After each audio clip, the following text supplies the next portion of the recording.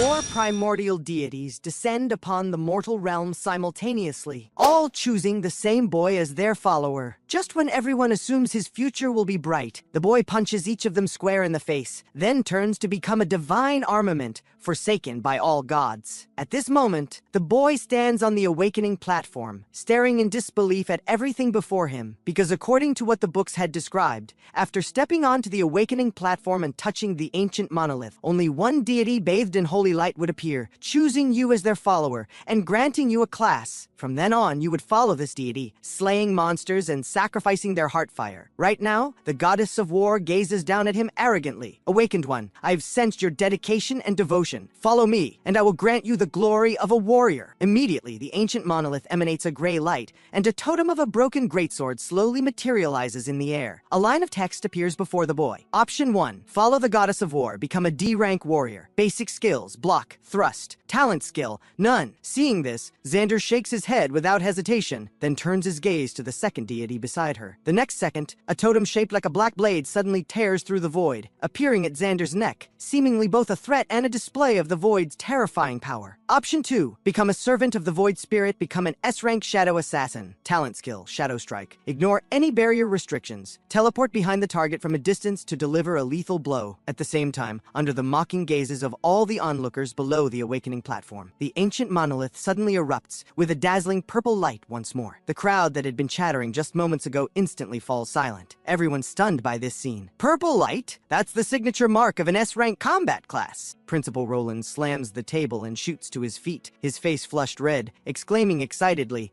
"Good lad, that's definitely an S-rank class. I told you this old man never talks nonsense." At the same time, the ancient monolith on the awakening platform blazes with light once again, and this time it's an orange pillar of light shooting straight into the sky. Xander's third-class option. 3 deities have all chosen him. At this moment, everyone in the venue stands frozen in place. There's only one reason for this phenomenon. Xander, who is in the middle of the awakening ritual, has shaken his head once again. The third deity is an old man with a cane and snow-white hair, ghostly blue flames flickering atop his bone-like cane. The old man looks at Xander with a hint of appreciation. Awakened one, I am the Netherworld King. Submit to me, and I will grant you the power to control life and death. What an overbearing tone, Xander thinks to himself. It seems even among gods there are hierarchies. The next second, a line of ancient white text floats before him. Option 3, submit to the Netherworld King. Become a triple S rank undead scourge. Basic skills: undead summoning, bone substitute, death bloom. Talent skill: underworld envoy. Become a subordinate of the Netherworld King. Summon undead servants with no limit. At this moment, those outside the awakening platform only see the ancient monolith instantly emit an orange light shooting into the heavens. And above the awakening ceremony plaza, billions of undead armies suddenly materialize across the entire Dragon Empire's sky, instantly alerting all the high-ranking officials throughout the Dragon Empire. At this moment, in the secret military zone codenamed Dragon's Keep, a white-haired old man in a military uniform covered with medals watches all this with a sharp gaze. General Morgan, good thing you acted quickly and sealed this scene in time, or this incident would have spread worldwide already. The person beside him, whom he addressed as General Morgan, is now drenched in sweat and gasping for breath. General Morgan's class is Elemental Illusionist. As one of the Dragon Empire's first-tier nation-defending generals, he just used every ounce of his strength to barely contain this phenomenon within the Dragon Empire's borders. Otherwise, this phenomenon would have swept across the entire world. Commander Sterling, who on Earth triggered such a terrifying phenomenon? General Morgan asks, while catching his breath. The white-haired old man simply nods slightly. I've already sent people to investigate. Whoever it is, the military will protect them immediately. Meanwhile, the leaders of the 4 great guilds are racing toward First Academy's awakening ceremony. After all, the Dragon Empire is about to welcome its second necromancer. This is an earth-shattering event. Even principals from major academies have rushed here. Yet Xander, who stands in the midst of the awakening ritual, remains completely unaware of the tremendous uproar he has caused in the outside world. The divine elder holding the bone cane calls himself the Netherworld King.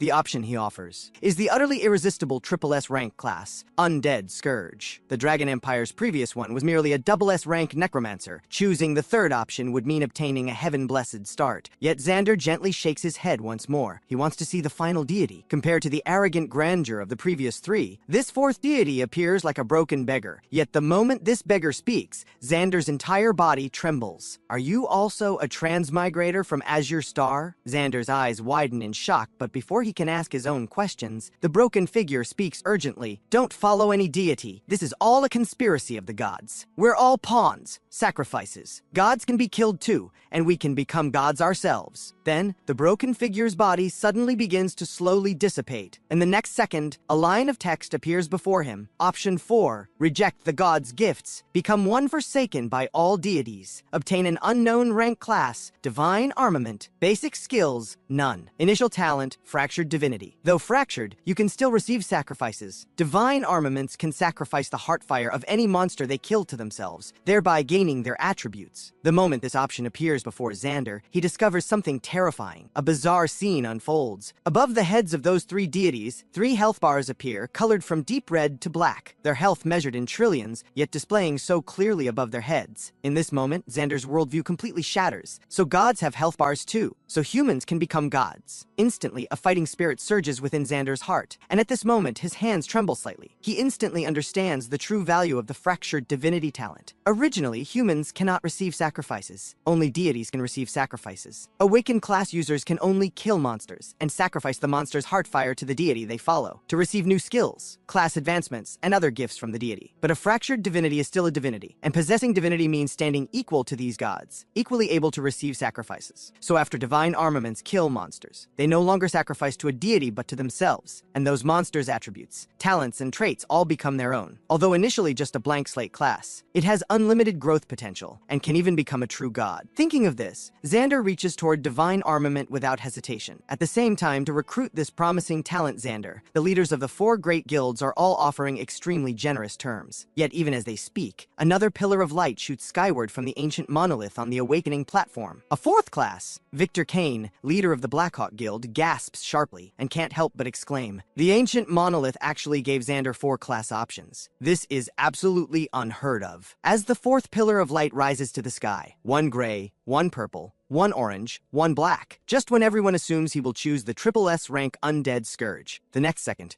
a nearly burnt-out torch circles Xander, once before merging into his forehead. Instantly, the entire venue erupts in chaos. The principal suddenly freezes in place, and the leaders of the 4 great guilds are all stunned in the spectator seats. Watching the last trace of black cloud above the awakening ceremony gradually dissipate, everyone's eyes reveal disbelief. That was a once-in-a-century triple S rank class. Xander, get out here! Principal Roland roars hysterically. In an instant, Xander transforms from everyone's favorite genius student into a pariah. On the awakening platform, the 4 deities and all the visions gradually fade. And the next second, Xander is teleported from the ancient monolith to an unfamiliar place. At this moment, a voice sounds in his ear. Notice, you have entered the trial tower. This is the final assessment for every generation of new awakened. Each level of the trial tower is a self-contained space. Only by defeating the guardian monsters on each level can you advance to the next. Open status panel, Xander calls out softly. After Awakened obtain their class, they can view their own status panel. Then, all of Xander's data panels appear before him. I'm truly pathetically weak. Even Xander himself can't help but sigh. The Divine Armament class is truly like a blank slate. Its initial 4 attributes, Constitution, Strength, Agility, Spirit, all only have a pitiful 5 points each. Common talents range from the lowest gray, white, green, blue to higher tier purple and orange traits. The higher the grade of the talent trait, the stronger it is. Yet, Xander's fractured divinity trait is a blood-like eerie crimson. Sacrificing Heartfire can complete the fractured divinity. I hope I didn't choose wrong. Xander grits his teeth, then selects a spear from the weapon chest beside him. Just then, the guardian monster of the trial tower's first level appears before him. Pointed head, pointed ears, skin a disgusting green, a humanoid monster called a goblin. Xander immediately recognizes this type of monster. These creatures maintain their population through powerful reproductive abilities, and though they're among the weakest monsters, for Xander with his blank slate stats, he doesn't dare be careless. Xander grips his spear tightly and cautiously retreats several steps. 3 goblins appear before him, and if he gets surrounded with Xander's current frail body, he'd be killed instantly. At this moment, Xander backs up against a towering tree, the massive roots protruding from the ground, giving him favorable high ground. Now, the goblin charging in front suddenly attacks Xander, wielding a rusty iron sword. With a clang, Xander grips the spear with both hands and precisely knocks the iron sword from the goblin's grasp. Then, seizing the opportunity, he fiercely drives his spear through the goblin's body, killing it on the spot. Seeing this, the remaining two goblins attack Xander simultaneously, yet he remains calm, dodging with nimble footwork while using his spear to blot. Despite goblins attacking from both left and right simultaneously, not only do they fail to hit Xander, but their health bars are gradually depleted by Xander's continuous parries and counterattacks. 5 minutes later, 3 wisps of white light converge above Xander's head, and his level increases by 1. At this moment, weak flames appear on each goblin's body. Looks like this is the Heartfire. Without any hesitation, Xander immediately sacrifices these Heartfires to himself. After 3 Heartfire sacrifices, a pleasant voice sounds in his ear. Obtained D-rank talent trait, Savage. Strength attribute increased by 100 points. Xander's heart surges with joy. At this moment, with a full 105 strength points, Xander's attack power shoots up to 135. Is this what receiving sacrifices feels like? Xander involuntarily looks at the fractured divinity in his talent panel. Just a fractured divinity can produce such powerful sacrifice effects. So what about those deities with complete divinity, enjoying sacrifices from countless followers every day? Just how terrifying must their enhancements be? And all they give their followers are just some skills and class advancements. At this moment, Xander grips his spear and continues deeper into the jungle. The first level space is still vast, far more than just 2 or 3 goblins. Only by killing their leader can he advance to the next level. Soon, Xander discovers another small group of goblins. Xander only needs 1 strike to eliminate each goblin. Moments later,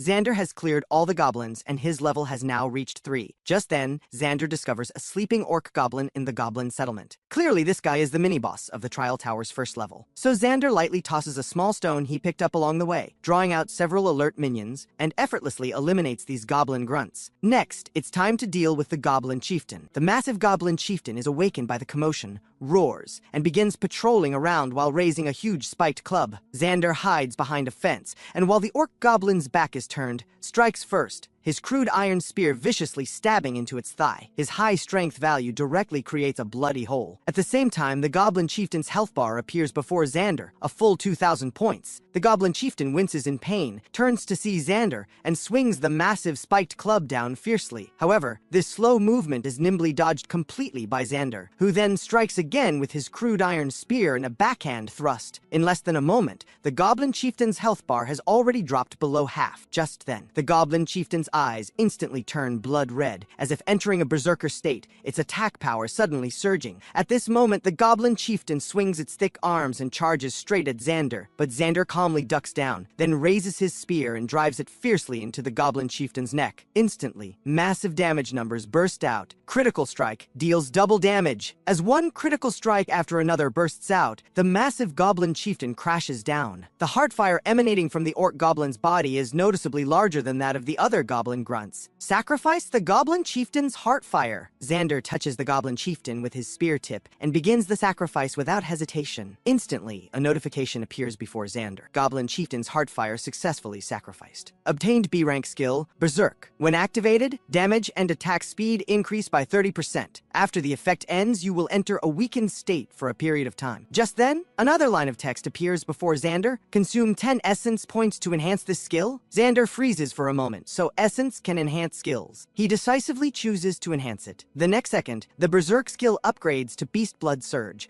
advancing from B rank to A rank. Effect, Superior Bloodline, a talent skill of the Orc race. When activated, damage and attack speed increase by 50%. After the effect ends, you enter a brief weakened state. Additional effect, killing targets extends the duration. Meanwhile, outside the trial tower, Xander's homeroom teacher, Ms. Vivian, is closely monitoring him. After Xander rejected the Triple S rank Undead Scourge class, the spectators turn to watch other trialists, and only Ms. Vivian quietly locks her viewing device onto Xander's perspective. At this moment, she happens to see Xander surrounded by the first wave of goblins, and as a class instructor, she naturally knows the consequences of a blank slate class being surrounded by goblins. But just as she breaks into a nervous sweat for Xander, she watches him use the terrain advantage to kill all the goblins. Well done, Xander. Even Ms. Vivian, who teaches combat courses, can't help but silently admire him. Because this level of performance from Xander, even looking across the the entire Dragon Empire's current generation of Awakened, fewer than 5 could pull it off. On the other side, inside the Trial Tower, a voice sounds in Xander's ear. You have defeated the Guardian of the Trial Tower's first level, teleporting to the second level. The next second, Xander is teleported to a massive dark cavern. Looks like this is the Trial Tower's second level. At this moment, what fills his heart isn't nervousness, but excitement. Just from sacrificing the goblins on the first level, he has already obtained 2 powerful talent traits, Savage and Beast Blood Surge. So what surprises will the next monsters bring Xander? After all, you don't actually die in the Trial Tower. Death here only teleports you out and ends the trial. Just then,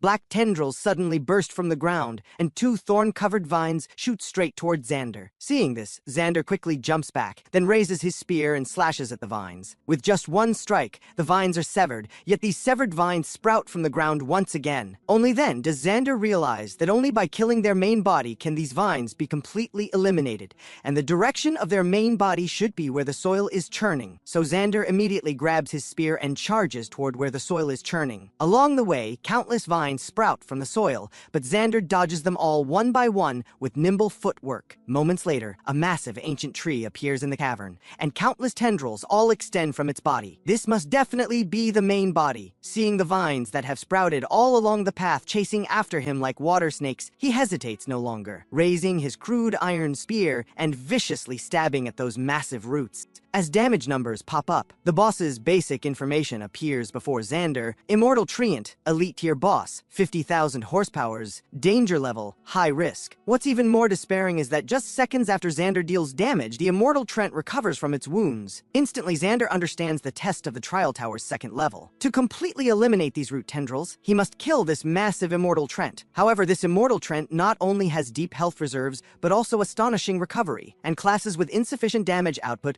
will eventually be worn down by the increasing number of vines. At the same time, Xander quickly comes up with a solution. If he uses Beast Blood Surge, he might just be able to fight it. After all, he can extend the skill's duration by killing the vines. Meanwhile, outside the Trial Tower, watching the new generation of Awakened where over half have already been eliminated on just the first level, Principal Roland's brow furrows deeply. Damn it, who on earth designed this year's Trial Tower? At this moment, in their viewing perspective, the Awakened who successfully cleared the Trial Tower's first level, represented by the 3 S-rank class users Dominic, Ethan, and Seraphina, have already arrived in that dark and damp cavern. Countless vines sprouting from the ground like bamboo shoots after rain begin attacking Dominic. Dominic, an S-rank melee class coiling dragon monk, immediately swings his battle staff, unleashing a dragon-patterned strike that instantly shreds these vines. Principal Roland is just about to breathe a sigh of relief when he sees Dominic discover the underground network of these vines and track them all the way to their main body. The moment the massive main body root appears on screen,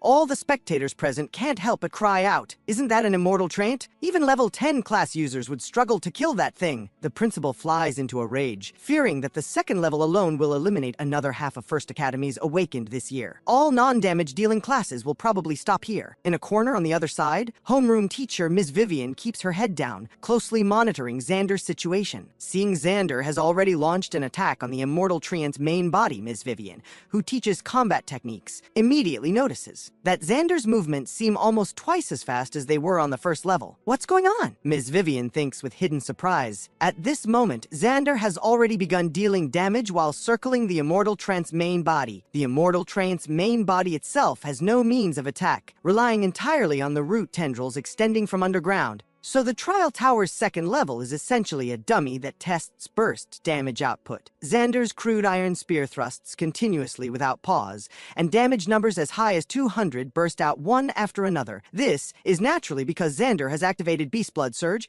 directly increasing his attack power and attack speed by 50%. Thornvine killed. Beast Blood Surge duration extended by 10 seconds. In 10-second cycles, under Xander's precise rhythm control, the Immortal Treant's health bar gradually diminishes. Moments later, as Xander's final spear thrust pierces the giant tree, the massive Treant main body is defeated. Massive amounts of white experience light flow directly into Xander's body, raising him 3 levels at once, bringing him directly to level 8. However, what interests Xander more is the abundant heartfire the Immortal Treant left on the ground. Sacrifice. Xander's sacrificial movements have become increasingly practiced, and the heartfire, like a swarm of fireflies, immediately swirls around Xander's spear tip before gradually dissipating. Immortal Treant's Heartfire successfully sacrificed. Obtained talent trait, Photosynthetic Recovery. Trait rank, S rank. Effect, the Immortal Treant's formidable recovery ability. When bathed in light, all your recovery effects increase by 500%. Though the Immortal Trent is only an elite tier boss, its recovery ability is among the best of all monsters. Just then, a notification sounds in his ear again. You have defeated the Guardian of the Trial Tower's 2nd level, teleporting to the Trial Tower's 3rd level. In the blink of an eye, Xander is teleported from that dark, damp cavern to an open-air swamp. Congratulations on becoming the 5th awakened to enter the Trial Tower's 3rd level. Remaining awakened in the Trial Tower, 47. At this moment, Xander is shocked.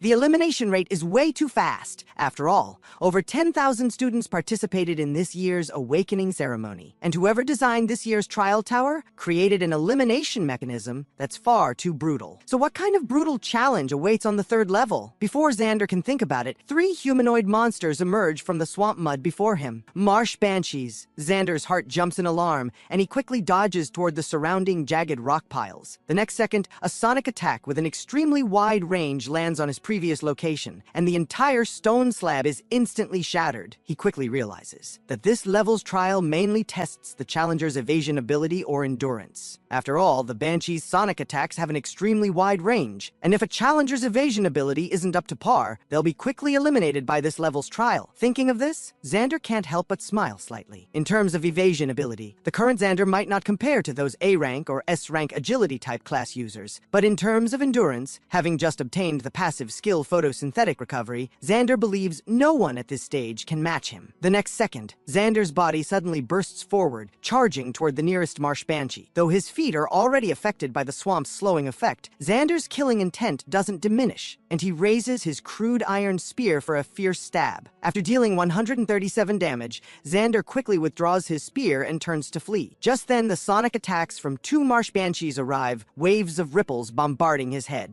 At this moment, Xander only feels his head spinning. Now at level 8, Xander has a total of 500 horsepowers, and after taking these 2 attacks, less than half his health remains. Yet Xander's previous strike already took nearly 1/3 of that Marsh Banshee's health. At this moment, hiding behind rocks, Xander's photosynthetic recovery effect activates, and his health visibly regenerates at an observable rate. Then, Xander repeatedly performs this operation, and after more than 10 minutes, he finally slays all 3 Marsh Banshees. The Heartfire from the 3 Marsh Banshees slowly dissipates around Xander. Marsh Banshee's Heartfire successfully sacrificed. Obtained skill, Water Step. Effect, a unique talent skill of aquatic species. Summon water to envelop your entire body, becoming immune to most slowing control effects. Passive effect, increases movement speed by 15%. Just then, a familiar voice sounds again. Congratulations, you have defeated the Guardian monsters of the 3rd level, teleporting to the Trial Tower's 4th level. Notice, this level does not require killing all Guardian monsters. You only need to reach the central teleportation array alive. Don't need to kill Guardian monsters.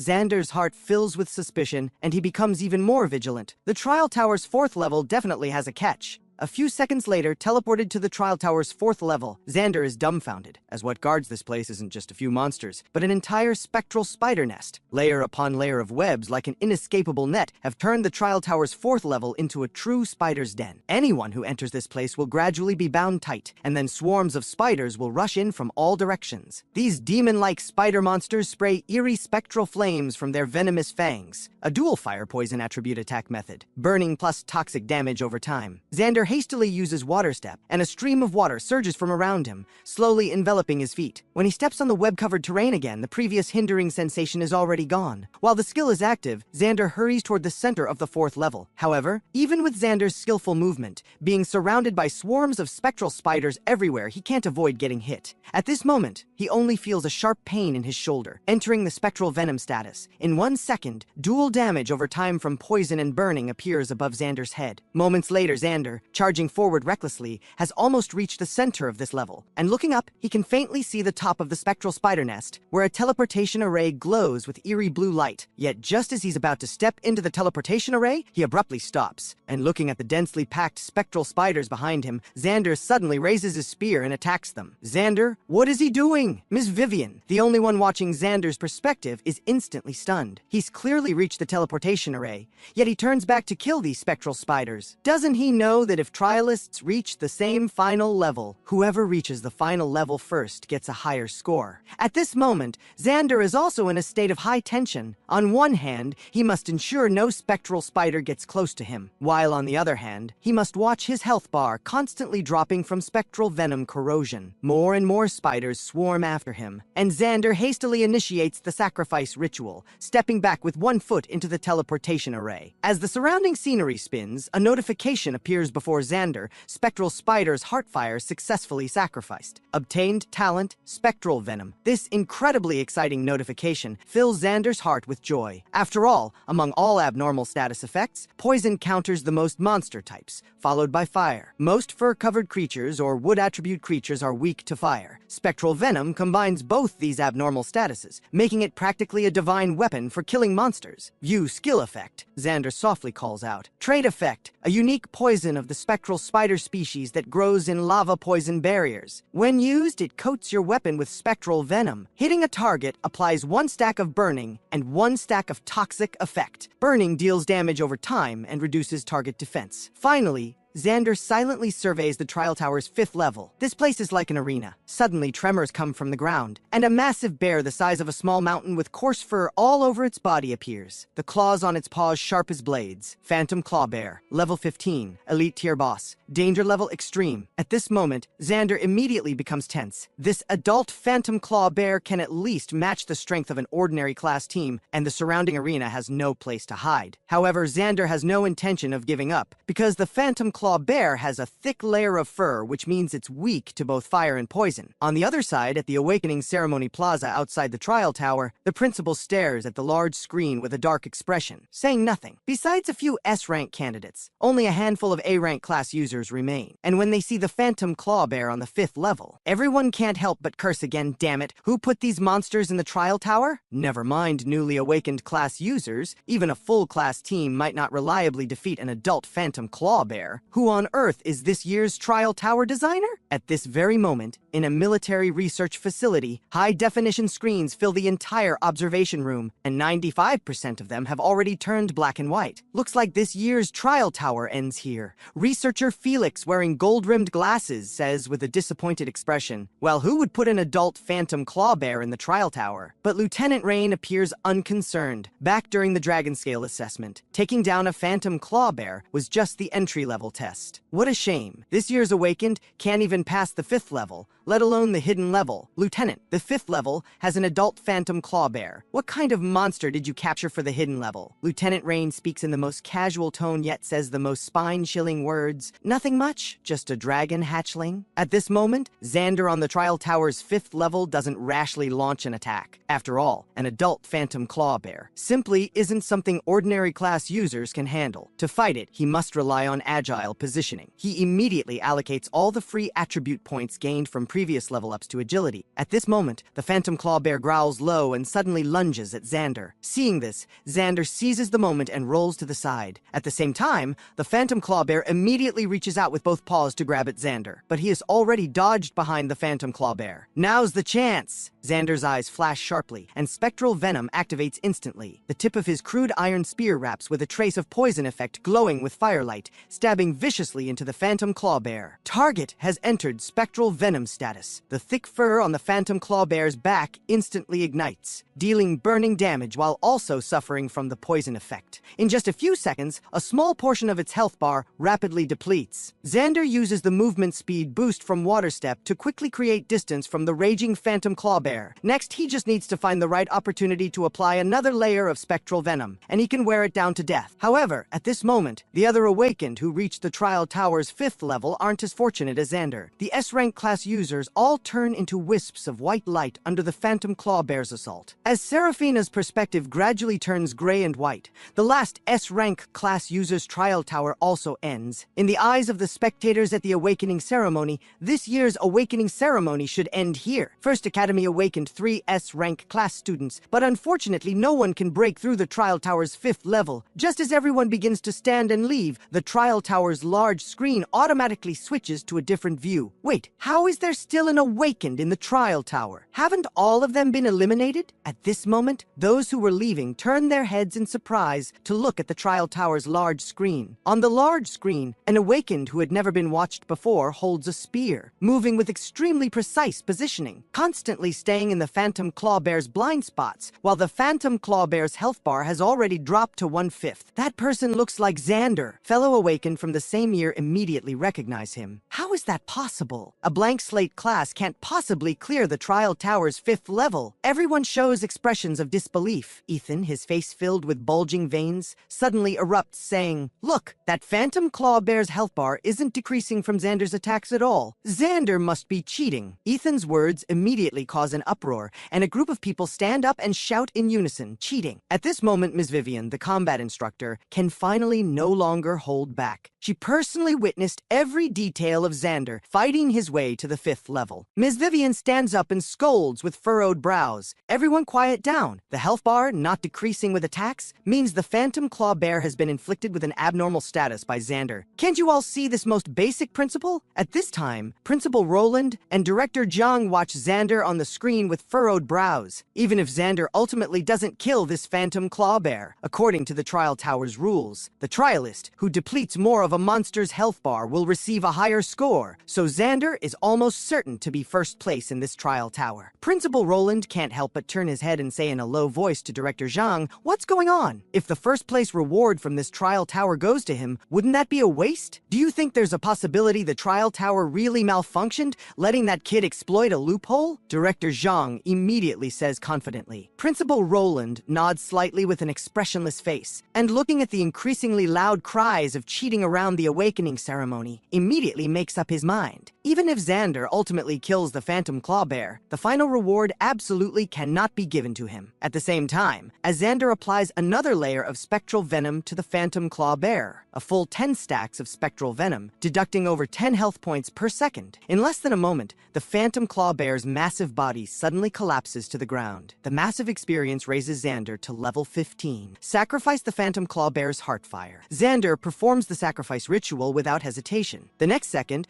a notification sounds, Phantom Clawbear's heartfire successfully sacrificed. Obtain talent, Savage Charge Skill. Effect, charge toward a target with unstoppable force like the Phantom Clawbear. Upon hitting the target, causes a stun effect. Just then, a voice sounds in Xander's ear again. "Congratulations! You have cleared all levels of this trial tower. Do you wish to open the hidden level? The hidden level will not be broadcast. There's a hidden level." Xander is stunned. Haven't all previous trial towers only had 5 levels? He didn't expect this year's to have such increased difficulty, and even added a hidden level that won't be broadcast. What is this designer planning? But since I'm already here, might as well check it out. So he decisively confirms entry to the hidden level. Before the words even finish, Xander is teleported to a mountaintop. A small flying dragon appears before him. Seeing this, he involuntarily swallows. Damn, who put a dragon hatchling here? Dragons are among the most terrifying species of all monsters, naturally possessing unparalleled magic resistance and scales that ordinary weapons can barely penetrate. Even the lowest tier dragon hatchling has gold tier boss strength. However, surprisingly, this young dragon doesn't seem to show strong hostility toward him,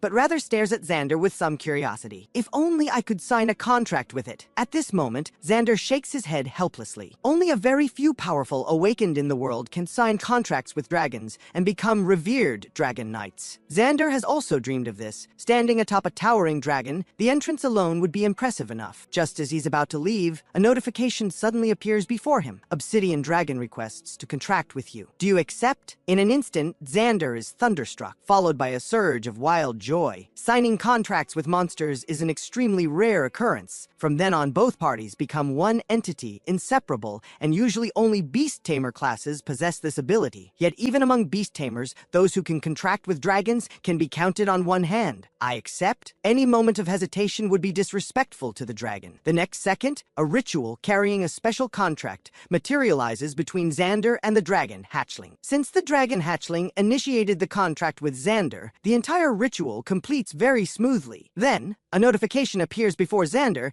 successfully contracted Obsidian Dragon. Level 5. Status, juvenile, species, obsidian dragon. At the same time, a dragon summoning icon appears on Xander's panel, and he quickly establishes a subtle connection with the obsidian dragon hatchling, as if he can sense its thoughts. In that moment, Xander finally understands why this obsidian dragon hatchling chose to actively contract with him. The reason is his unique talent, fractured divinity. Only monsters with the highest bloodlines can sense divinity, this supreme existence, and this obsidian dragon happens to possess such noble bloodline. From Xander, it truly senses a deity-like pressure, though somewhat strange yet genuinely existing. The moment the contract completes, a notification appears before Xander. Congratulations on clearing the trial tower. You will be teleported out of the trial tower from the hidden level. Do you wish to return contracted beast obsidian dragon to summoning space? Xander immediately nods. After all, the little one is 100 times more precious than the trial tower champion's reward. On the other side, at this moment, the large screen displays the final notification. First Academy awakened. Xander has successfully cleared the trial tower's 5th level. At the same time, Lieutenant Rain calmly walks to the control console. Didn't expect it to end so quickly. Actually, all the results were within her expectations. An adult phantom claw bear simply isn't something newly awakened class users can handle. It's just a shame about the one she worked so hard to capture, to prepare as a surprise for everyone in the hidden level. Not a single person got to see it. However, just as Lieutenant Rain operates the teleportation array, planning to teleport that dragon hatchling out of the trial tower, she suddenly freezes in place. Wait, where's my dragon? Open the video recording of the trial tower's 6th level hidden stage. A trace of cold sweat appears on Lieutenant Rain's palms. At this moment, the screen shows only one person cleared the 5th level and reached the hidden stage. However, when she sees what happens next in the surveillance footage, she involuntarily shoots to her feet. He's signing a contract with the dragon hatchling. Who is this person? How could a newly awakened class user possibly sign a contract with a dragon, and successfully at that? The shock in Lieutenant Rain's heart at this moment is beyond description, and she quickly pulls up this person's relevant information. First Academy, Xander, a dragon hatchling, was contracted by a newly awakened class user. This news absolutely cannot get out, or it will not only attract forces from various countries interested in dragon hatchlings, but also pose a threat to that kid's personal safety. This is serious. I need to contact their chief examiner immediately. On the other side, after the large screen displays the announcement of Xander successfully clearing the trial tower, a wave of cursing arises. We strongly demand an investigation into Xander's clearing process. Severely punish cheaters. Seeing this, Principal Roland immediately gives Director Zhang a meaningful look. First Academy will definitely punish cheaters severely. Those who exploit loopholes have no right to the trial tower's final reward. Only Serafina remains silent, her brows tightly furrowed. She believes Xander has the ability to kill the 5th level's phantom claw bear. However, before she can finish speaking, her words are instantly drowned out by the crowd's shouting. At this time, Examiner Warren, standing at the awakening ceremony, also finds himself in a dilemma. On one hand, he personally presided over the entire awakening ceremony and trial tower, and even he doesn't believe that Xander, who only awakened a blank slate class,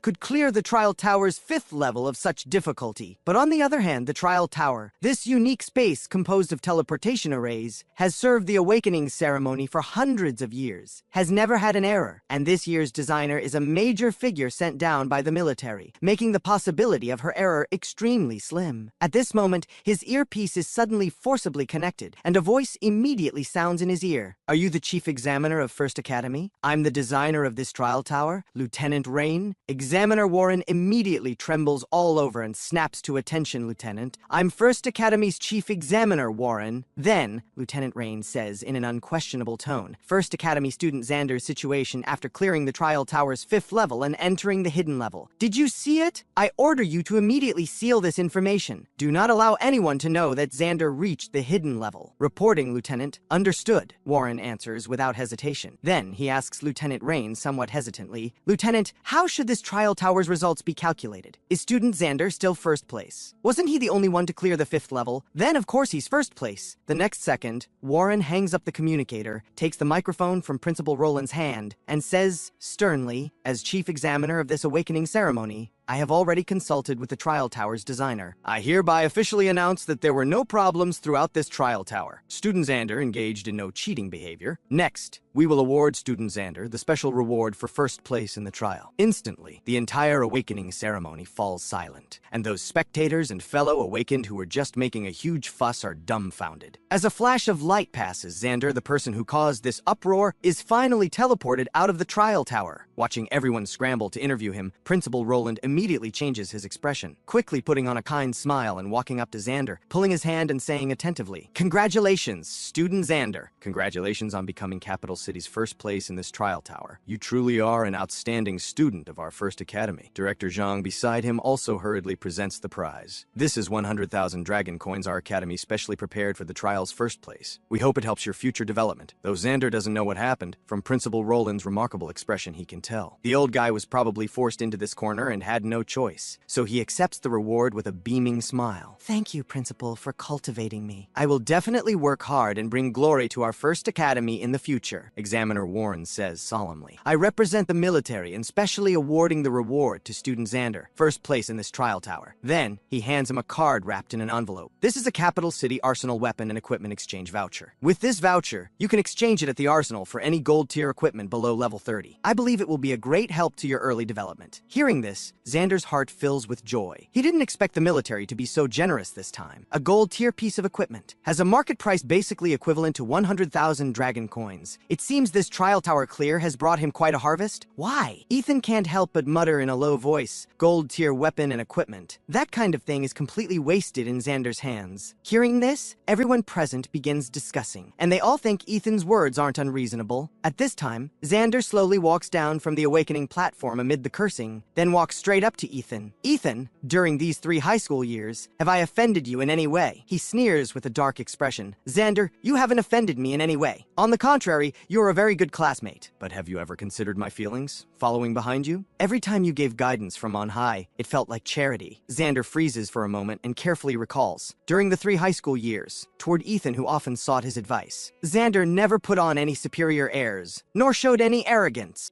But in some people's eyes, whatever you do is just pitying him. "I understand." Xander chuckles softly, shakes his head, and turns to walk toward the crowd. The scene shifts. As soon as Xander returns home, he runs into Serafina, who has been waiting for quite some time. She has changed into casual wear, her silky hair tied back, perfectly framing her delicate profile. "Hello, Xander." Serafina spots him and is the first to greet him. Xander freezes, asking, "Hello, Serafina. Is there something I can help you with?" In Xander's memory, the two of them have had almost no interaction. "I'm planning to create a new guild under Sterling Corporation's name, and I'd like to invite you to join." Hearing this, Xander is stunned. "Serafina, you should know I awakened a blank slate class, right?" "I know." Serafina stares intently at Xander, then says with a smile, "But I'm even more aware of what it means for a blank slate class to clear the 5th floor of the trial tower." "I'm sorry, Serafina." Xander shakes his head politely. "Thank you for the invitation, but at this stage I have some personal matters to attend to. Joining a guild would be inconvenient." Unexpectedly, Serafina suddenly pivots, blocking Xander's path. "If you join my guild, you'll receive at least 50,000 dragon coins per month. You should know that after awakening as a professional, equipment, skills, dungeon runs, all require massive amounts of dragon coins." "May I ask why Sterling Corporation suddenly decided to get involved in professional guilds?" Xander asks calmly, somewhat curious. Serafina bites her lip with a smile, saying, "The specific reason? If you agree to join, I'll tell you." Seeing this, Xander contemplates for a moment, then says, "I can join, but you must agree to one condition. I need the privilege to act independently, the right to decline any non-essential guild activities, and for the next month, I need to operate solo." "Deal!" Serafina immediately extends her delicate hand with a beaming smile. The scene shifts. As soon as Xander returns home, a surge of urgency floods his mind. The next second, the obsidian worm is summoned from its pocket dimension and immediately starts crying out toward Xander. It appears hungry, so Xander feeds it everything in the refrigerator. Xander takes this opportunity to examine the dragon hatchling's attributes. Obsidian worm, 30,000 health, 1,390% attack. attack.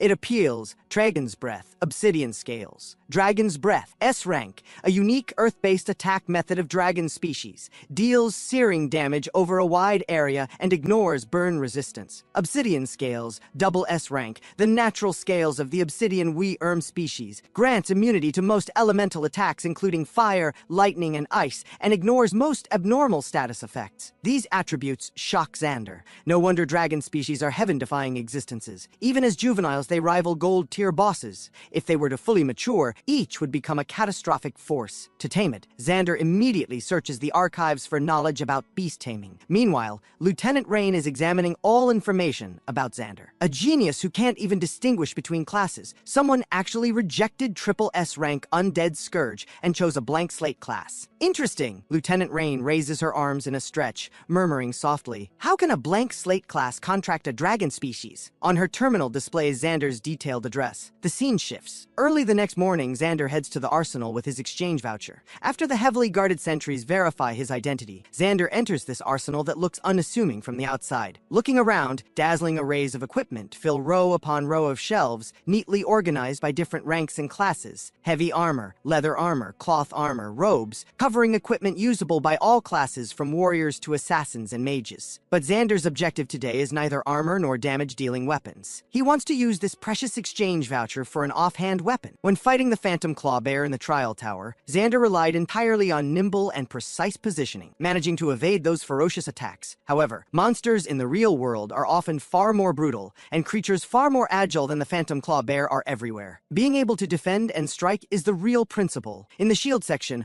all varieties of shields fill the shelves. Shields come in several types. The largest are tower shields and kite shields, which have the highest defensive attributes but are also the heaviest, typically used only by frontline warriors in teams. Small shields and bucklers serve as survival tools for agility-based classes, as offhand weapons. Even when successfully blocking attacks, they can't mitigate most damage. So Xander decisively chooses war shields, which are mostly diamond-shaped shields that not only block most damage during perfect parries, but can also coordinate with main hand weapons to counterattack with bashing techniques. At this moment, a shield's name catches Xander's attention: Tiger Crest War Shield. Although the name seems ordinary, its distinctive white tiger pattern makes Xander's eyes light up. This is the unique mark of a renowned blacksmith family from White Tiger Citadel, one of the 4 great cities, the Fierce Tiger Mark. This blacksmith family, with a century-long legacy in White Tiger Citadel, has seen almost every head of the family become a blacksmith-class professional, and has even produced several Grandmaster blacksmiths. Every piece of weapon or equipment crafted by their family possesses absolutely exceptional attributes, and all come with an extremely practical additional attribute or skill. Xander immediately examines it. Tiger Crest War Shield, gold tier equipment, strong block effect, damage reduction, additional trait, parry counterstrike. Counterattacks after successful blocks deal 30% increased damage. This is it! Xander immediately picks up this Tiger Crest War Shield, gently wiping away the fine layer of dust covering it. Without a doubt, this War Shield will become Xander's life-saving weapon in the future. Moments later, Xander arrives at the bustling streets. Today is the first day for the new batch of Awakened to become professionals. And not only are all the guilds eagerly recruiting newcomers, many solo players are also recruiting permanent teammates on the streets. But more numerous are the small vendors selling equipment. A batch of Awakened in need of beginner gear is undoubtedly a huge business opportunity. One map, and also the latest guild leveling zone information, Xander says slowly. Seeing this, the vendor doesn't hesitate, immediately pulling an envelope from his pocket and handing it to Xander. "You're truly an expert. This is all information we gathered just last night. The distribution of the 4 great guilds, and the leveling zones they're claiming are all marked on it." This is actually the information Xander wants most, because at the beginning of each new batch of Awakened professionals, the 4 great guilds typically openly seize certain areas, and Xander's leveling zones are best kept away from these people to avoid too many eyes. Opening the envelope, the first things that catch his eye are several hot news items about the new batch of S-Rank Awakened. First Academy S-Rank Professional, Awakened Ethan has chosen to join Dominion Guild, one of the 4 great guilds. First Academy S-Rank Professional, Awakened Dominic has joined Blackhawk Guild. Looking at these 2 familiar names, Xander can't help but narrow his eyes. Dominic, back at First Academy, had openly been Xander's arch-nemesis, using all kinds of underhanded tactics out in the open. But Ethan is different. This person is extremely sinister. Actually, Xander had long sensed that Ethan, who followed him daily, was deeply calculating, but he never expected this person's heart to be so narrow. His kindness toward him became condescending charity in Ethan's eyes. Now that Ethan has joined Dominion, one of the 4 great guilds, and become a key cultivation target of Dominion. Given his nature, he definitely won't let this go. But this time, the roles are reversed. He's in the open while Xander is in the shadows. Dominion Guild is the wealthiest among the 4 great guilds, and its elite members all receive generous compensation. So it's only natural that Ethan, an S-rank professional with the Frostblade swordsman talent, was selected by Dominion. At this moment,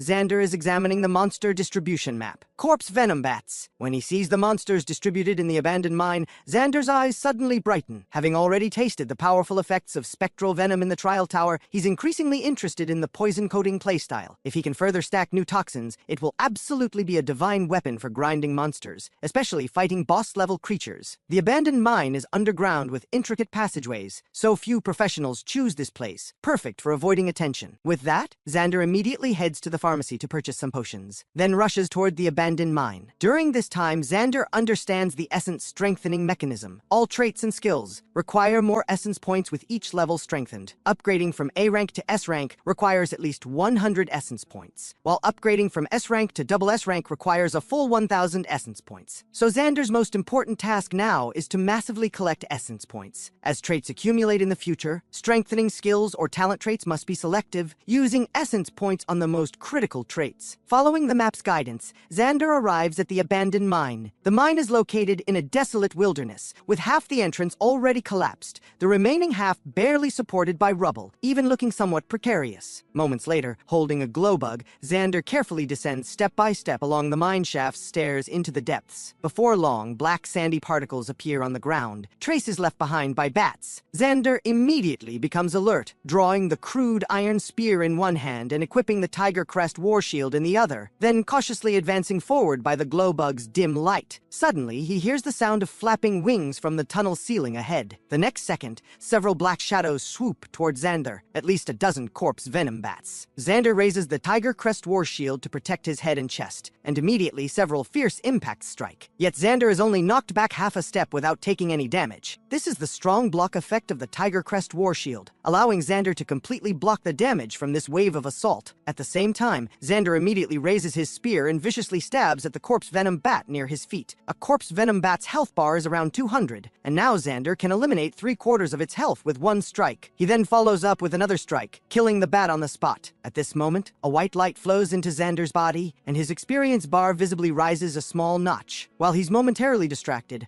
a bat seizes the opportunity to bite him hard from behind. Although the damage isn't high, a prompt immediately appears before Xander: "You have been afflicted with corpse toxin status. Stun meter accumulating." Xander immediately feels his vision blur, his head growing increasingly dizzy. This is the effect of corpse toxin. Although the poison damage dealt per second isn't high, it can accumulate a stun status. Seeing this, Xander immediately drinks 2 antidote potions, finally completely purging the toxin from his body. The next second, he immediately activates the skill Beastblood Surge, then charges straight at the bat swarm in the cave. With the skill's enhancement, Xander's damage output instantly doubles, and in just moments, all the bats in the cave are completely eliminated. Sacrifice the essence of the corpse venom bats. Wisps of ghostly essence immediately flow from the bat corpses into Xander's body. Talent trait acquired Corpse Toxin. Attacks that hit targets apply Corpse Toxin effect, dealing sustained damage and continuously accumulating stun meter. Seeing this, Xander's heart fills with joy. This kind of talent is absolutely a poison control weapon when used against fellow human professionals. Just then,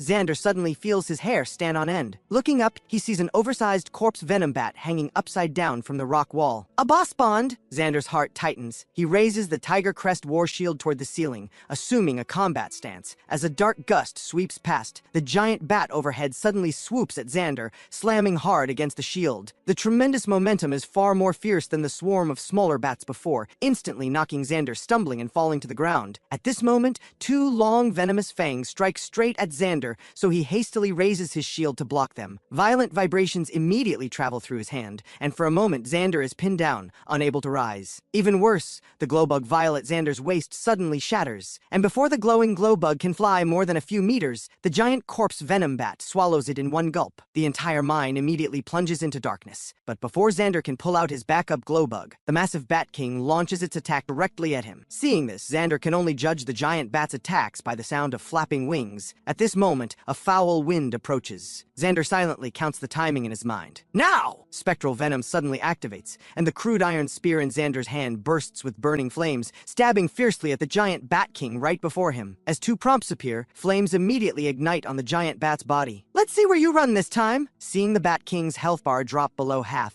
Xander decisively activates Beast Blood Surge, and a surge of power immediately flows through his body. The corpse venom Bat King lets out a wail, and this boss that had dominated the abandoned mine finally falls beneath Xander's spear. At the same time, another burst of essence emerges from the corpse venom Bat King's body. Sacrifice the essence of the corpse venom Bat King. Xander decisively performs the sacrifice ritual. The corpse venom Bat King's essence is successfully sacrificed. Talent trait acquired: Sonic Detection. B-rank Sonic Detection? Xander is momentarily stunned, not expecting to actually obtain this trait from the giant corpse venom Bat King. No wonder in that dark underground mine, the corpse venom Bat King was able to attack him with such precision. Checking Sonic Detection, he sees this B-rank skill now in his skill list. Sonic Detection emits high-frequency sound waves to detect surrounding environment and approximate enemy positions, effective range 30 meters. At this moment, a prompt suddenly appears before Xander. You possess 135 essence points. Strengthen skill? Only then does he remember he has accumulated quite a few essence points. It's time to choose a skill to strengthen. Xander decides to strengthen Sonic Detection first, since this skill can detect monsters appearing around him in advance. After strengthening it twice consecutively, Sonic Detection directly upgrades to S-rank Ultrasonic Enemy Lock. Effect: emits ultrasonic waves undetectable by humans in high-frequency pulses, rapidly detecting surrounding terrain, precisely locating enemy positions and movement trajectories, including enemies in stealth and hidden states, but not those in void state. Effective range 100 meters. Xander immediately feels these 100 essence points were absolutely worth it. This is practically a divine skill against assassin classes. Assassins with stealth skills can often catch you off guard with a surprise first strike, but now with this skill, it's nearly impossible for any assassin to ambush Xander. Just one abandoned mine brought him so many surprises, so over the next 3 days, having tasted success, he simply sweeps through all the low-level leveling zones around Capital City. Northern Wastes. Sacrificing Feral Wolf Essence. Talent trait acquired: Bloodthirst, C-rank, Melee. Attacks grant 5% lifesteal effect. Southern Highlands region. Sacrificing Goblin Shaman Essence. Talent trait acquired: Focus, D-rank, Spirit attribute increased by 100. And in Galewind Barrens, sacrificing Undead Soldier Essence. Talent trait acquired: Poison Resistance, D-rank, Poison Resistance increased by 100. While Xander tirelessly sacrifices monsters to acquire traits, some fellow awakened from his class see this, and they continuously mock Xander in the class channel. Wonder if our former genius seed needs someone to carry him. Then many start flattering Ethan. I heard a new dungeon recently appeared at Crimson Scorpion Desert, with danger levels still undetermined. Wonder if Ethan will lead the Dominion Guild branch members for first clear? Ethan says without concealing his status. First clear is natural. I'm now the Legion Commander of Dominion Guild's Capital City branch. All of Dominion Guild's new professionals are under my management, and this new dungeon's first clear. Dominion will definitely claim it. Amidst a string of undisguised flattery, Xander keenly extracts a key phrase. A new dungeon actually appeared at Crimson Scorpion Desert. Due to spatial rift instability, new dungeons can appear in any area, and new dungeons' danger levels are often unknown. Therefore, Capital City's military offers extremely generous rewards for first clears of new dungeons. Not only that, many special dungeons contain reward chests and treasures that only first clearers can obtain, which makes all major guilds eagerly chase after first clears of new dungeons. And this new dungeon is also a must-have for Xander, because new dungeons mean new monsters, and new monsters mean new traits. When news of the new dungeon at Crimson Scorpion Desert spreads, the originally desolate desert immediately becomes lively. As Xander walks toward Crimson Scorpion Desert, professionals eager to try this new dungeon are everywhere around him, most either going in guild teams or banding together in small groups of 3 to 5. Everyone knows that while a new dungeon's appearance represents opportunity, it also means danger, and new dungeons with undetermined danger levels have appeared before. Cases of total party wipes of professionals seeking glory are numerous,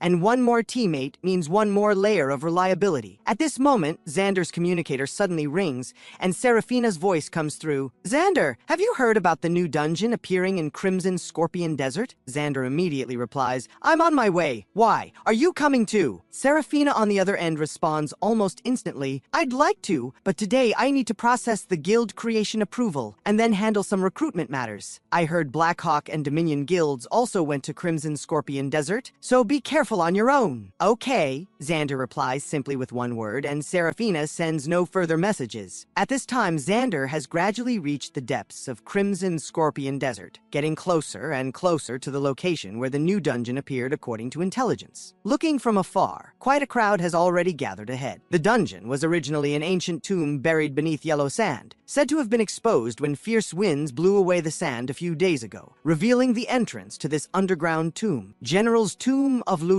Danger level, unknown. At this time, Xander sees several familiar faces. Sure enough, Dominion Guild's Ethan has already arrived. At this moment, a shrill voice sounds from behind Xander. Xander, what are you doing here? Xander turns to look and sees the speaker is his former deskmate, Willow Mist. Willow Mist's words immediately make Xander the focus of the crowd, and in an instant, everyone starts mocking him. Even Ethan draws his weapon, pointing it fiercely at Xander. It's a longsword, at least gold-tier equipment, with the blade shrouded in frost-like condensation, precisely the talent skill of the S-rank Frostblade swordsman class. The next second, the frost-covered longsword in his hand slashes fiercely towards Xander, carrying area of effect sword energy. At this moment, a shield bearing white tiger patterns appears in Xander's hand. Accompanied by the sound of metal striking metal, the Tiger Crest war shield firmly blocks this sword strike, including the cutting sword energy, which is instantly dispersed. Before Ethan can even steady himself, the crude iron spear in Xander's other hand thrusts out fiercely, precisely pressing against his throat. This scene happens in just a few seconds, and the crowd that was just clamoring falls completely silent,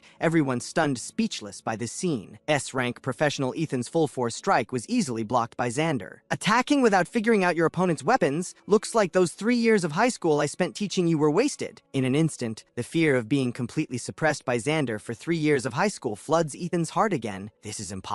You're just a blank slate class now. A ferocious expression erupts on Ethan's somewhat dazed face. However, at this moment, the yellow sand beneath the crowd's feet suddenly starts flowing like a massive whirlpool, and then a tomb chamber's entrance slowly emerges from beneath the yellow sand. The corner of the tomb chamber exposed from the yellow sand also bursts with golden light, attracting everyone's attention. What's happening? Is the dungeon starting? At the same time, a prompt appears before everyone. General's Tomb of Lulan dungeon has opened. Xander's gaze sweeps across, and he charges straight into one of the tomb chamber entrances. After all, obtaining the special rewards within the dungeon is the most important thing. Seeing this, Ethan nearby also leads people slowly into the dungeon. Inside this underground tomb chamber, the space is extremely vast, with Western region-style carvings everywhere, and various colorful murals on the walls are gradually oxidizing and fading with the intrusion of air. Xander looks up and sees at the end of a corridor not far away a treasure chest covered in quite a bit of dust. Its special patterns proving this chest is definitely a special treasure chest from the General's Tomb of Lulan. However, Xander doesn't act rashly, instead activating ultrasonic enemy lock. Inaudible high-frequency ultrasonic waves immediately echo through the narrow corridor, and soon return. Results. 3 red dots suddenly appear around Xander. Seems there are 3 other people nearby besides himself. Sure enough, seconds later, footsteps sound from behind. The 3 arriving people are actually wearing the same uniform, all bearing a special emblem on their chests, Azure Sky Guild, and they likewise notice Xander right before them. Wariness immediately appears in the 3 people's eyes, especially when the leader among them,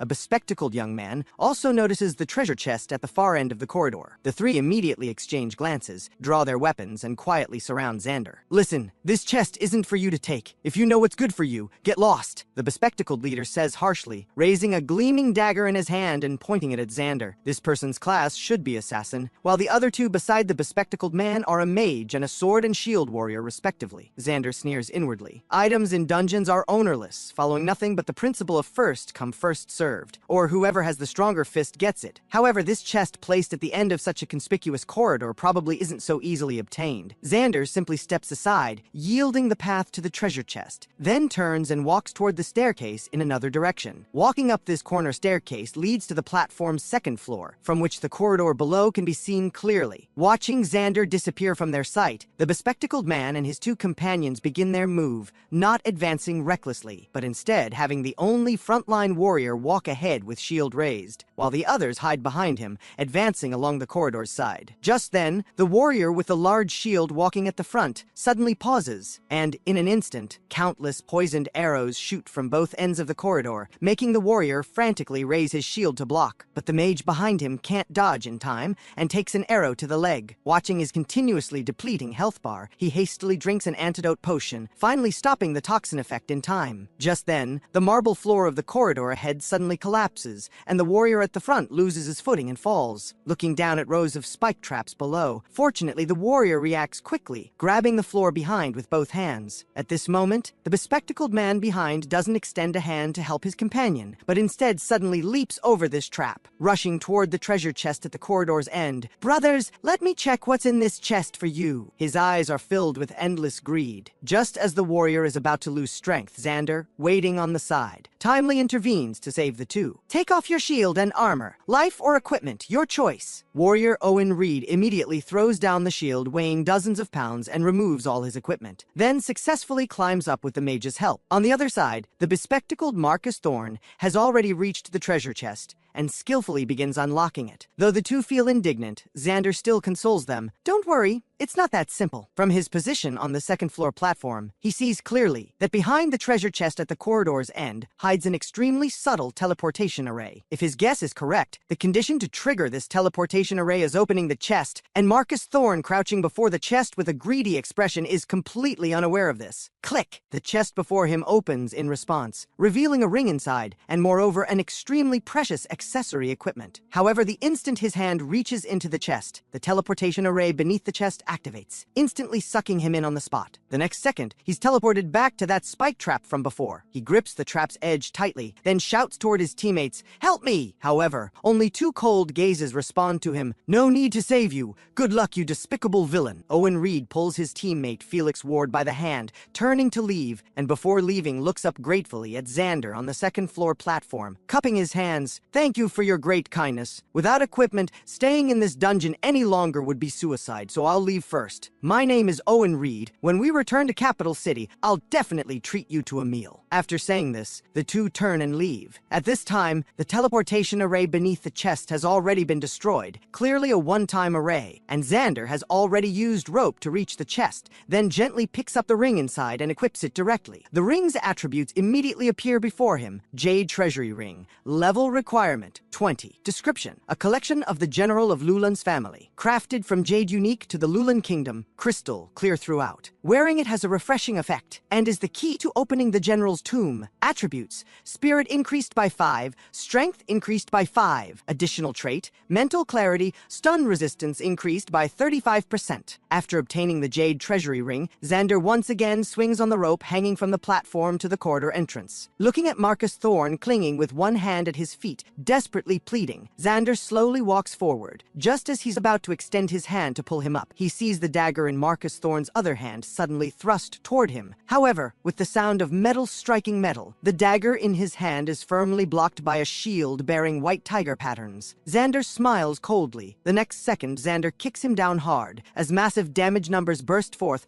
Marcus Thorne has now become a cold corpse. At this moment, Xander reveals an expression of utter shock because wisps of essence actually emerge from Marcus Thorne's body. Then, a prompt that makes Xander's entire body tremble appears before him. Sacrifice the essence of human professional Marcus Thorne. Human professionals also leave essence after being killed. Xander can't help but be shocked, as this is not only a groundbreaking discovery but also a challenge to Xander's morality as someone who considers himself human. If human professionals can also be sacrificed, does that mean one can use any means to become stronger? Looking at this prompt before him, Xander hesitates for a moment before choosing to confirm. As the essence from within the trap floats up ethereally and disperses into Xander's body, a prompt also appears. Professional Marcus Thorne's essence successfully sacrificed. Skill acquired: lockpicking, D rank, tier 1. This lockpicking skill is essential for team dungeon runs and one of the important values of assassin and thief classes, and now it has become a major asset for solo player Xander. Shortly after leaving that corridor, Xander once again discovers a team of professionals nearby through ultrasonic enemy lock, who seem to have encountered monsters within the General's tomb chamber. Xander quietly approaches following the sound and sees this team of professionals has entered a side hall of the tomb chamber. The team consists of 5 people total, with frontline, damage dealers, healers, healers and support classes, all complete and coordinating quite well, currently fighting monsters that resemble giant centipedes. These centipede sentinels are like giant monstrous insects, standing upright as tall as a person, looking spine-chilling. However, under this team of professionals' coordinated cooperation, even facing two sentinels simultaneously causes no disorder. Meanwhile, Xander discovers an isolated centipede sentinel not far away, so holding his spear, he thrusts straight at it. Xander's spear strike clearly feels obstructed at the tip, and then a damage number appears, much lower than Xander expected. By the dim light, Xander sees clearly that within the centipede sentinel's limbs is actually armor, as if grown into the flesh, becoming its most solid protection. And Xander's spear strike happened to hit one of these armor scales, blocking a full half of the damage. Armor grown in flesh. Xander can't help but recall that these centipede sentinels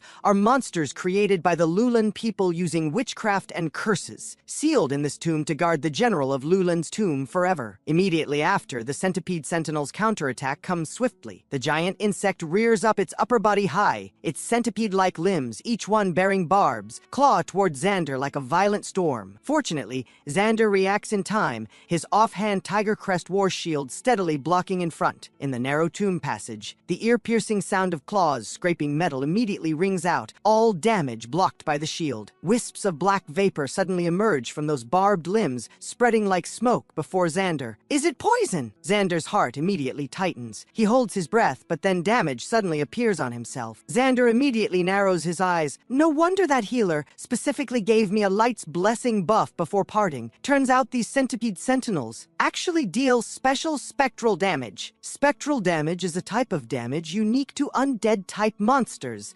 possessing the attribute of ignoring physical defense, and is also one of the most troublesome types of monsters. Fortunately, though, these centipede sentinels only carry a trace of spectral attribute and aren't entirely that troublesome spectral damage. With Xander's current health points, plus the 5 times recovery bonus from his S-rank talent photosynthetic recovery, he can easily ignore this mere 30+ points of spectral damage. Xander immediately plants the Tiger Crest war shield in front of his chest, while the crude iron spear in his other hand thrusts forward fiercely, spectral venom immediately activating. Spectral-type monsters naturally ignore poison effects, but these centipede sentinels can at most be considered half-spectral, so at least burn damage can't be avoided. The spear coated with spectral venom immediately ignites the centipede sentinel's surface. Burn damage -39. As burn damage numbers burst forth one after another, Xander likewise doesn't stop his spear's damage output. By the firelight burning on the monster's body, Xander sees clearly that the armor in this monster's flesh doesn't completely cover its entire body, but rather resembles scales, with slight gaps between each armor plate. If he can attack these gaps, he can ignore the defense of those armor plates in the flesh. The spear in Xander's hand suddenly thrusts out, precisely stabbing into the gap between scales. One strike directly dealing massive damage, -319. Sure enough, it's weak point damage. Having found the trick, Xander directly activates Beast Blood Surge, damage and output capability increasing again, and within just 2 minutes reduces this centipede sentinel to less than half health. Even when this type of monster's health reaches rock bottom, it remains in that numbed state, seemingly only capable of mindlessly attacking intruders. As its pounce is once again firmly blocked by the Tiger Crest war shield in Xander's hand, Xander's other hand spear thrusts out boldly, a massive damage number instantly finishing off its last health bar, -629. As a wisp of experience flows into Xander's body, a wisp of essence also emerges from this centipede sentinel's corpse. Xander decisively sacrifices it. This kind of bizarre creature that shouldn't exist in the world should have vanished centuries ago. Centipede sentinel's essence successfully sacrificed. Essence points increased by 1. Sacrificing just one centipede sentinel indeed doesn't easily yield its trait. Xander continues deeper along the tomb passage. Under the dim light, at least 7 or 8 more are visible to the naked eye. Xander continues forward. With his current attributes and combat power, facing multiple monsters at once is no problem as long as he's not attacked from both sides. Killing his way through, centipede sentinel corpses are left behind in the narrow, dim tomb passage.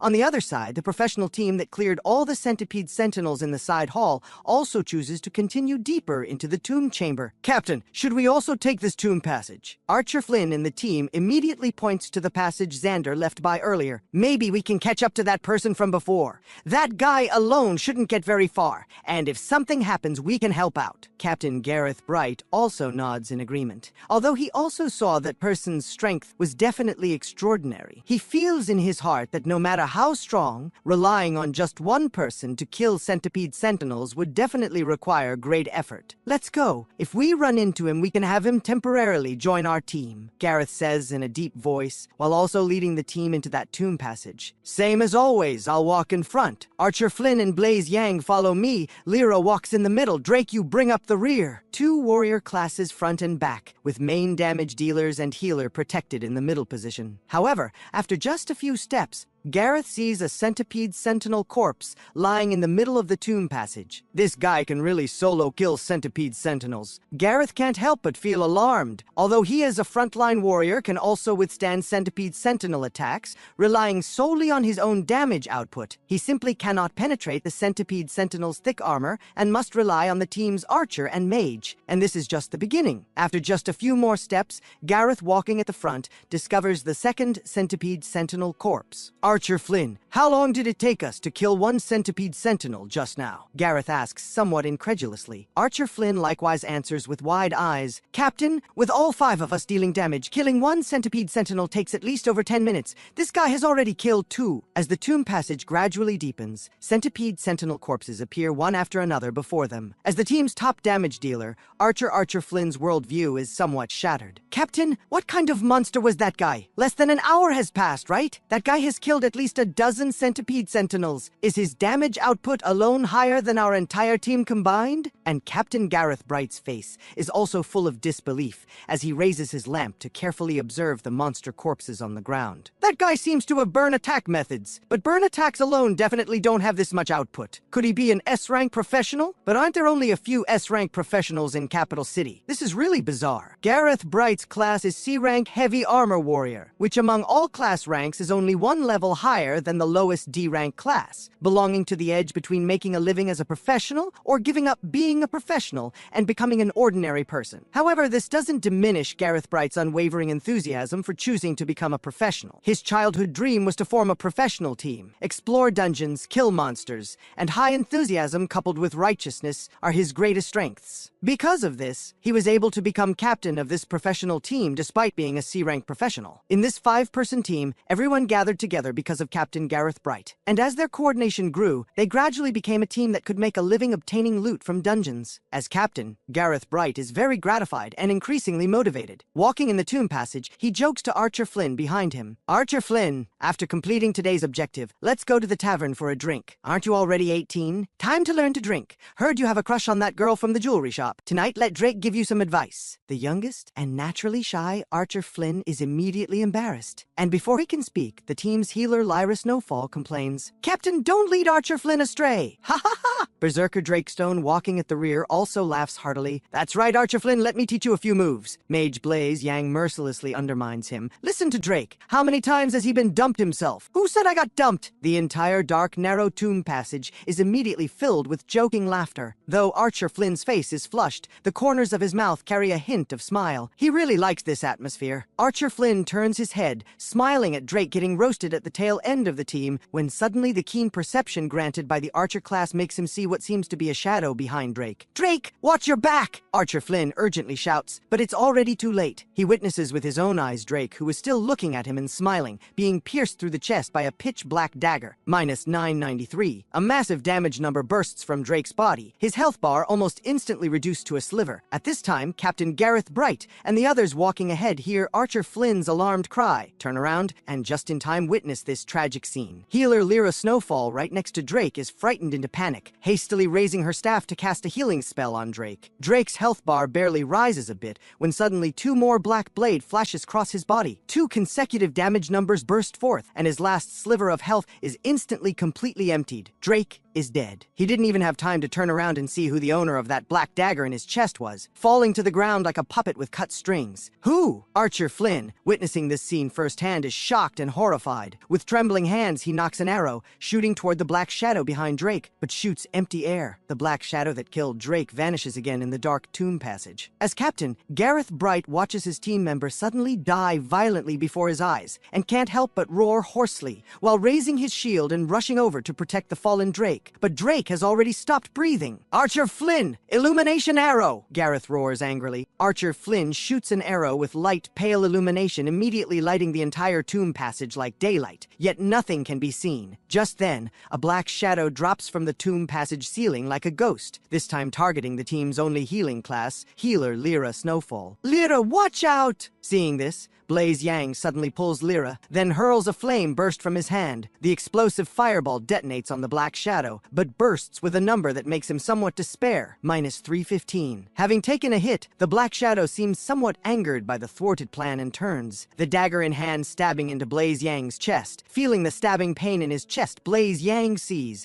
beneath that black shadow, a pale, clean face sneering at him. Heh, killing you works just as well. Then massive damage bursts from his body, -1,332. As a fragile mage class, he simply cannot withstand such high damage, and that black shadow strikes once and vanishes again from everyone's sight. Blaze Yang is also dead. Before dying, he leaves one sentence: "Captain, it's a human professional." Gareth Bright's eyes nearly split open with rage, his mind thundering. In just a few seconds, Drake is dead, and Blaze Yang is also dead. Rage flooding his head, his heart nevertheless gains a trace of fear and panic. His long sword swings wildly but hits empty air. Who are you? However, at this moment, the hidden black shadow seems to have tired of playing and slowly reveals itself before him. It's a young man with triangular eyes and a pale face. From his appearance, his age seems no older than Archer Flynn. The black dagger in his hand confirms his class: assassin. The young man looks at the shocked and panicked Gareth Bright like toying with prey, then smiles sinisterly. Why? Of course it's because you're just a bunch of worthless C-rank trash classes. While I'm a rank? If I want to kill you, I kill you. Gareth Bright's face contorts with rage, but fear surges in his heart. The strength of an A-rank assassin professional is so terrifying. Now only 3 of them remain. They're not a match at all. Lyra, Archer Flynn, run! Gareth Bright suddenly roars, charging like an enraged bull with shield raised fiercely at that person, abandoning all attack techniques, only wanting to use the most primitive means to delay a bit more time. Captain! Lyra Snowfall cries out, but Archer Flynn suddenly awakens, remembering what Captain Gareth Bright once told them, and forcefully pulls Lyra Snowfall, fleeing deeper into the tomb passage. There's still someone ahead who might be able to save them. Deep in the tomb passage, a massive centipede sentinel slowly falls, and Xander skillfully extracts his spear from its body. Ghostly essence immediately emerges from the sentinel's corpse, more intense than those from previous sentinels. This guy seems to be an elite leader. Sacrifice the centipede sentinel's essence. Xander expertly guides his spear tip toward that essence, and finally, a pleasant sound rings in his ears. Centipede Centurion's essence successfully sacrificed. Talent trait acquired. Spectral Grudge Strike. Finally got it! Xander doesn't have time to carefully examine this new trait when panicked, chaotic footsteps sound from the tomb passage behind. Xander alertly turns around, only to see the newcomer is actually the healer from that professional team he encountered earlier, Lyra Snowfall. The girl's steps are stumbling and panicked, her originally white cloth robe covered in dirt, tears streaming down her delicate face. Upon seeing Xander, Lyra Snowfall actually falls to her knees at his feet. Please save them! Xander helps up this healer who once gave him Light's blessing, asking, "What happened?" Lyra Snowfall's words are incoherent. The captain held him off, telling Archer Flynn and me to run quickly. Archer Flynn was also caught up to, "Please save them!" Lyra Snowfall, who Xander had just helped up, kneels down again, pleading. From her chaotic words, Xander keenly pieces together the truth of the situation. According to this professional team's style, they would never risk encountering monsters that could cause a total wipe. So the only possibility is that a human professional is hunting them, and in such a short time has already killed 2 of her teammates, should be at least an A-rank professional. Xander once again helps up the kneeling Lyra Snowfall, saying only one sentence: "Lead me there." Xander directly activates ultrasonic enemy lock. Sure enough, 2 red dots close together appear in the tomb passage, seemingly engaged in combat. If one is Archer Flynn, who Lyra Snowfall said was caught, then the other should be that hunter. Such high agility is also the first time Xander has seen since the awakening ceremony. He's an assassin, right? Xander asks as he rushes. Lyra Snowfall still has that soul-lost expression of grief and despair, but she widens her eyes, struggling to recall the scene that just happened, saying, "After he killed Drake, he vanished in an instant." Indeed, an assassin class. Xander immediately has a grasp of the situation and activates Phantom Step beneath his feet, movement speed surging. At the same time, he doesn't dare leave Lyra Snowfall, a healer with no self-defense capability, alone behind.